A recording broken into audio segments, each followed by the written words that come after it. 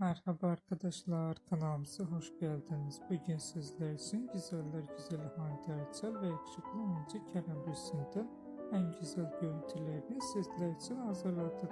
Kerem Bürsin ve Hande Erçel çifti Sen Çal Kapımı dizisinde Eda ve Serkan karakterlerine hayat vermiştiler. Herkes gibi biz de onları birbirine yakıştırıyoruz. Biz de sizler için onların en güzel ve en romantik fotoğraflarını hazırladık. Bu videoların devamlı gelmesini istiyorsanız kanalımıza abone olup yorum yazmayı unutmayın. Kanalımızda daha birçok video bulabilirsiniz. Bizi izlemeye devam edin. Herkese teşekkür ederiz.